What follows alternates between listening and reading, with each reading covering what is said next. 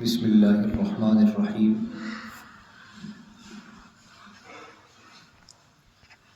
26ویں سپارے کا آغاز سورہ احقاف سے ہو رہا ہے۔ سورہ احقاف کا مطلب یہ ہے کہ ریت کا ٹیلا، اور یہ عرب کے صحرا میں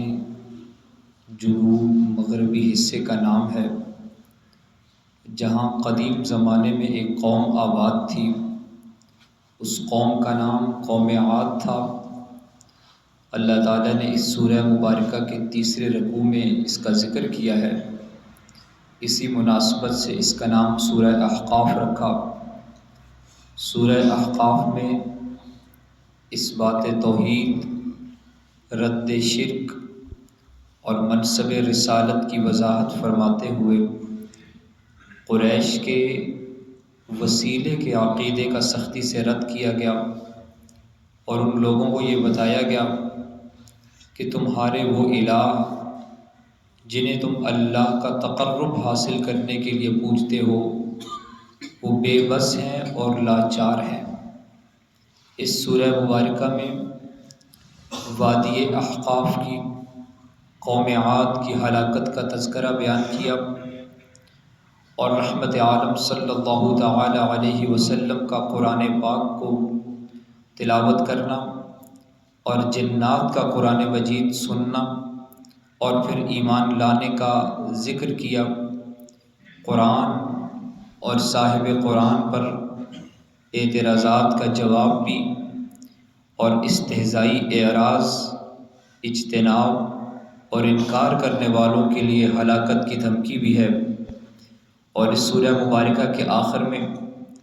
نبی کریم صلی اللہ تعالی علیہ وسلم کو اولو العزم پیغمبروں کی طرح صبر کرنے کے ساتھ ساتھ دعوت اور تبلیغ کی سرگرمیاں جاری رکھنے کا حکم دیا گیا۔ اس سپارے کی دوسری سورہ مبارکہ سورہ محمد ہے۔ محمد رحمت عالم صلی اللہ تعالی علیہ وسلم کا نام نامی اس میں گرامی ہے۔ چونکہ اس سورہ مبارکہ کی دوسری آیت میں نام محمد آیا، اسی مناسبت سے اس سورہ مبارکہ کا نام سورہ محمد رکھا۔ ہجرت مدینہ کے بعد مدینہ منورہ میں اسلامی حکومت کی بنیاد رکھ دی گئی تھی، لیکن منافقین، قریش مکہ اور دیگر طاغوتی طاقتیں اس کو کمزور کرنے کی کوششوں میں لگی رہیں، یہاں تک کہ جنگ بدر سے پہلے اس سورہ مبارکہ کو اللہ تعالیٰ نے نازل فرمایا، اور جس میں حکمت یہ تھی کہ مسلمانوں میں جہاد اور انفاق فی سبیل اللہ کا جذبہ ابھارا جائے، مسلمانوں پر جنگ کے جواز کو ثابت کیا جائے، تاکہ وہ پورے اطمینان قلب کے ساتھ، انشراح صدر کے ساتھ لڑیں۔ چنانچہ اس سورہ مبارکہ کے آغاز میں اللہ تعالیٰ نے دو قومی نظریے کی وضاحت کرتے ہوئے ارشاد فرمایا، مسلمانوں اور کفار میں فرق ہے۔ اللہ کی طرف سے کفار کی پکڑ کے دو طریقے ہیں۔ ایک طریقہ یہ ہے کہ اللہ تعالیٰ براہ راست کسی قوم کو عذاب سے دوچار کرتے ہیں، اور دوسرا طریقہ یہ ہے کہ اللہ تعالیٰ مسلمانوں کو غلبہ عطا فرما کر انہیں عذاب سے دوچار کرتے ہیں۔ سورہ محمد میں دوسرے طریقے کے مطابق مسلمانوں کو اللہ تعالیٰ نے جہاد پر ابھارا اور اپنی مدد اور اپنی نصرت کے وعدے کیے۔ منافقین سے جہاد کے فرار کی ذہنیت کا پول کھولتے ہوئے وعید سنائی گئی کہ جب فرشتے ان کی روحیں قبض کریں گے تو ان کے منہ پر اور ان کی پیٹھ پر تھپڑ مار رہے ہوں گے۔ سورہ مبارکہ کے آخر میں اسلامی ریاست کی قیام اور بقا کے لیے اپنا مال خرچ کرنے کا حکم دیتے ہوئے دنیا کی زندگی کو کھیل تماشا قرار دیا، اور یہ وعید بھی سنائی کہ بخیل لوگ جلد ہی اس دنیا سے اپنا حصہ جو ان کا اللہ نے مقدر کر رکھا ہے وہ استعمال کرنے کے بعد اللہ تعالیٰ کے حضور حاضر ہونے والے ہیں۔ اس سپارے کی تیسری سورہ سورۃ الفتح ہے۔ سورہ فتح مدنی سورت، اور عربی میں فتح کا مطلب کھلنا اور کھول دینا اور کامیابی ہے۔ چونکہ اس سورہ مبارکہ کی پہلی آیت کریمہ میں رحمت عالم صلی اللہ علیہ وسلم کو ایک واضح اور کھلی فتح کی خوشخبری سنائی گئی، اس مناسبت سے اس سورہ مبارکہ کا نام سورہ فتح مشرکین مکہ کے ساتھ صلح حدیبیہ جن شرائط کے ساتھ ہوئی تھی، بظاہر وہ شرائط مسلمانوں کے لیے انتہائی ناگوار تھی، لیکن اللہ تعالیٰ نے حدیبیہ سے واپسی پر یہ سورہ مبارکہ نازل فرمائی اور اس صلح کو بڑی فتح قرار دیا، جیسا کہ بعد کے واقعات سے ثابت ہوا۔ اس سورہ مبارکہ میں ایک درخت کا ذکر ہے، کیکر کا وہ درخت جس کے نیچے رحمت عالم صلی اللہ علیہ وسلم تشریف فرما تھے، اور آپ صلی اللہ علیہ وسلم کے مبارک ہاتھ پر بیعت کرنے والے جہاد کے نام پر صحابہ کرام کو رضی اللہ عنہم کا خطاب دیتے ہوئے ان کے اوصاف ذکر فرمائے، اور اس سورہ مبارکہ میں اس درخت کا ذکر کیا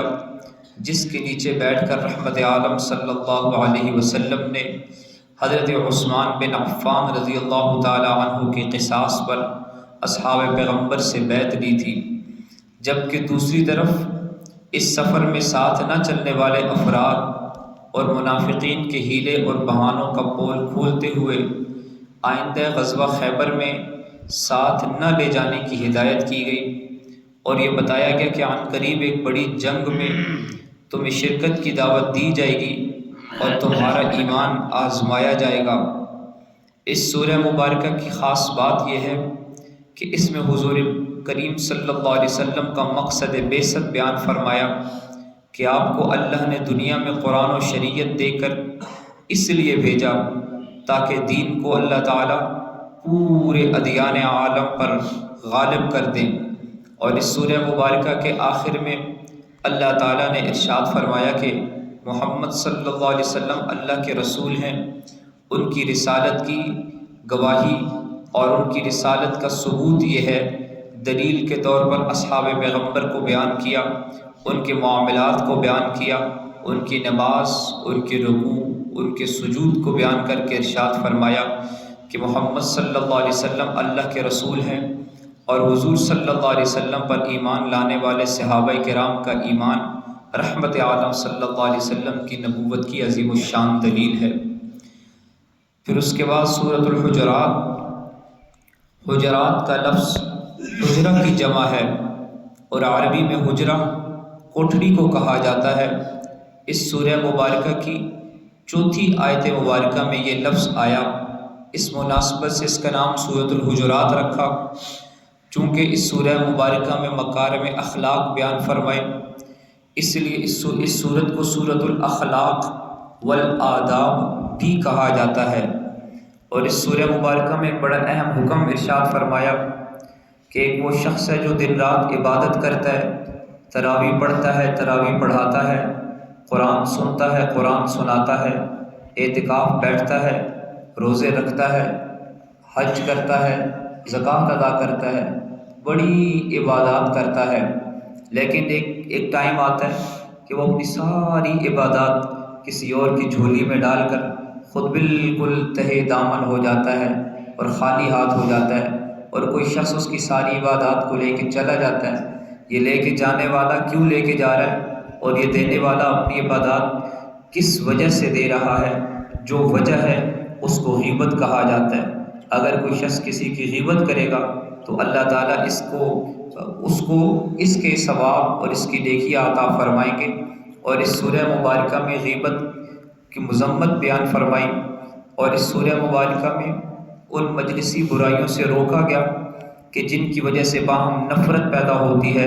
عداوت پیدا ہوتی ہے۔ مثلاً اللہ تعالیٰ نے واضح انداز میں اس سورہ مبارکہ میں ارشاد فرمایا کہ کوئی کسی کا مذاق نہ اڑائے، کوئی کسی کو طعنہ نہ دے، کوئی کسی کا برا نام نہ رکھے، بدگمانی کرنا، کسی کی ٹوہ میں لگنا، کسی کی جاسوسی کرنا اور غیبت کرنا، یہ ایسی برائیاں ہیں